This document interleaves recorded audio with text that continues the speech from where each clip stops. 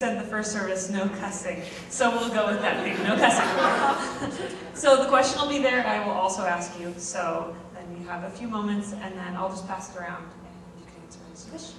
So the first question is, about what percentage of the time would you say that you spend with people who identify themselves as church-going Christians? And then the flip side of that, what percentage of time do you spend with people who consider themselves not church-going Christians or not Christians at all? So you can answer both together. So, somebody like to start? I was sitting in the middle because I was hoping I wouldn't have to go first. Would you like to start? I think we go through stages in our Christian life, and I have worked for MTA downtown Los Angeles for quite a while, and then when I moved in ministry up to Spokane, Washington with my husband, I've been mostly dealing with Christians or new Christians, which is fun to work with. So I'm hoping to get back into where I will be able to work with more of the unsaved, because that's a passion of mine. Thank you.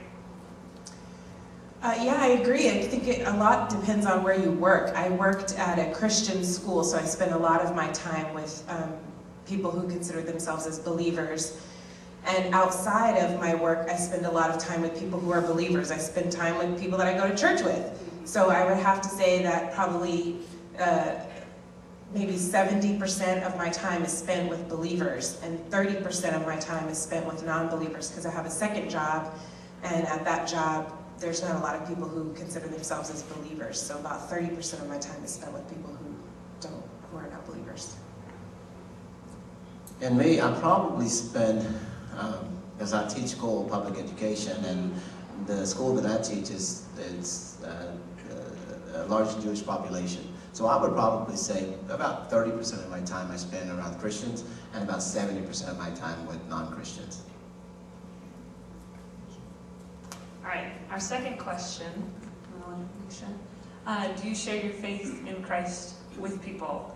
And if so, how so?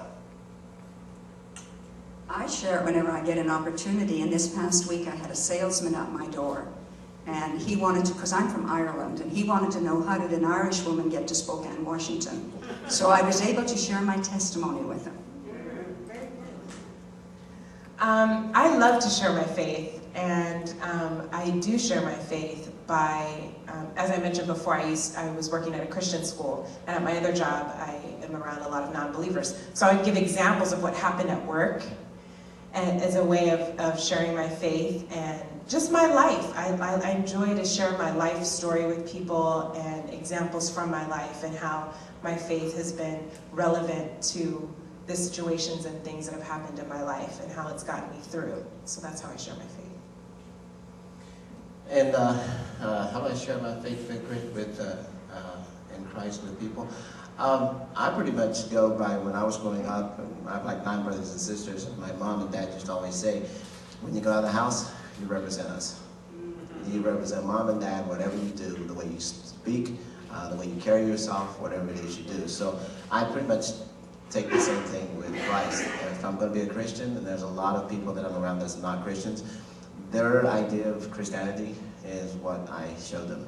So I carry mom and dad's thoughts to my faith also, and use that.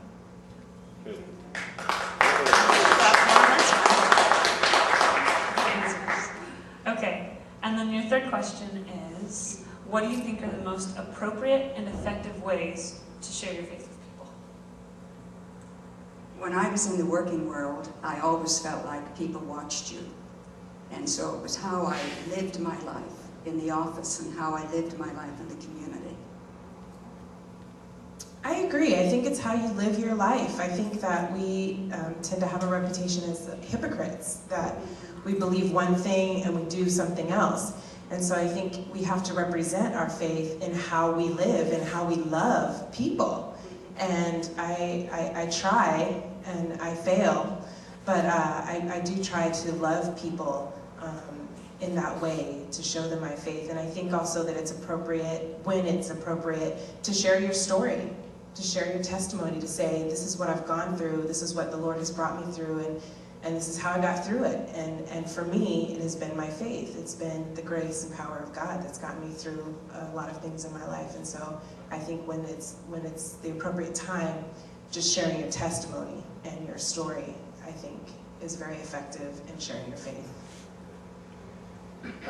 Appropriate and effective ways? Probably the most appropriate way, and again, because I'm a school teacher and there's the separation between church and state, it's very important that I make sure I don't push my religion on other people. So I'm very careful about being appropriate about when I speak on that.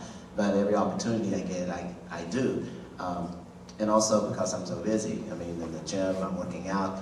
And effective ways, I think, is like, for example, this morning I'll go to the gym on every day and work out. And when I do, like this morning, there was a Korean guy who saw me and he asking me, well, what are you planning on doing the rest of the day? I said, well, I've got to get out of here. I've got a church in about an hour and a half. And on Sundays, it seems like it's really great that people are always asking me about what are you going to do next.